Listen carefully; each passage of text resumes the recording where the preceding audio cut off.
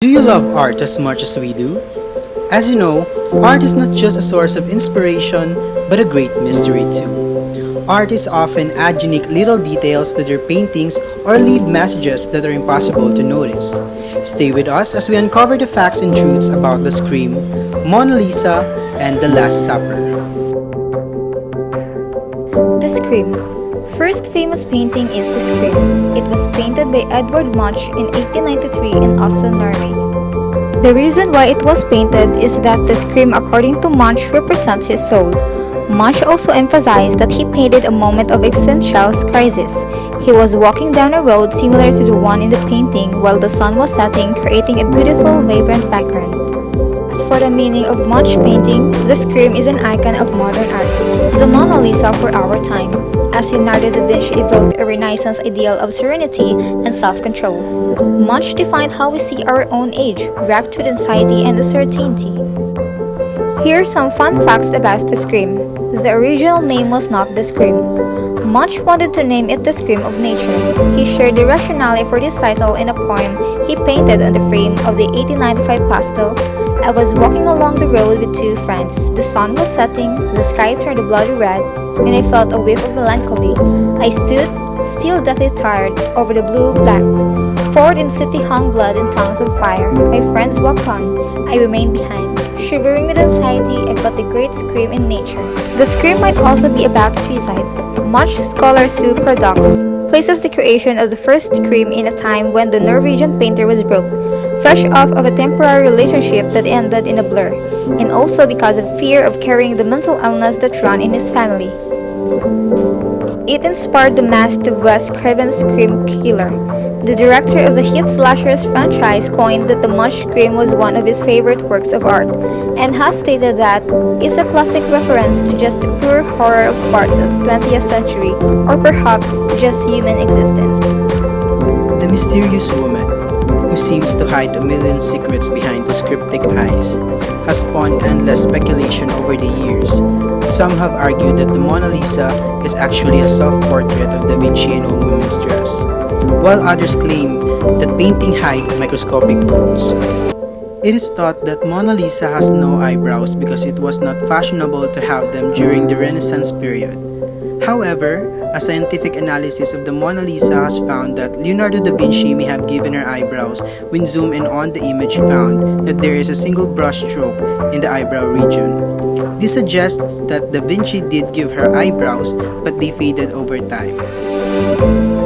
The painting was analyzed by the University of Amsterdam used emotion recognition software to decipher the enigmatic smile of Leonardo da Vinci Mona Lisa. It included that the subject was 83% happy, 9% disgusted, 6% fearful, and 2% angry. The mesmerizing mystery of Mona Lisa's smile and how Leonardo magically leveraged it into creating a thing more divine than human, and yet no other than alive, would prove too intense for many to bear. The 19th century French art critic Alfred de Mesnil confessed to finding painting paradox utterly paralyzing. When painting the Mona Lisa, Leonardo da Vinci had 6 musicians play for him and installed a musical fountain he invited himself. He did all this because he wanted to keep his subject relaxed and entertained. Leonardo da Vinci also invented scissors, played the viola, and spent 12 years painting the Mona Lisa's lips. Leonardo da Vinci Last Supper, 1945-1998, Santa Maria della Grazie, Milan.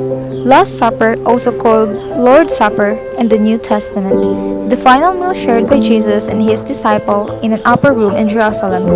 The occasion of the institution of the Eucharist, the story of the Last Supper on the night before Christ's crucifixion is reported in 4 books of the New Testament.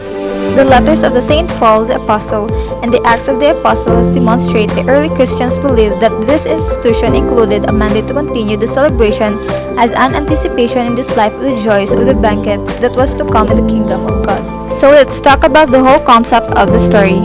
Christ says, "One of you will betray me." Mark 14 verse 18 to his 12 apostles. One of the ways that this painting is often read is a reaction to that moment.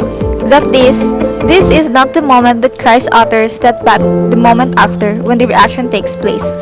These are his closest followers, and this is terribly shocking, and so what we see is the incredible set of reactions from the apostles around the table.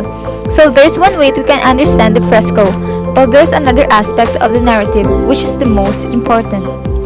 Christ, as you can see, is reaching towards both a glass of wine and towards the bread. And this is the institution of the sacrament.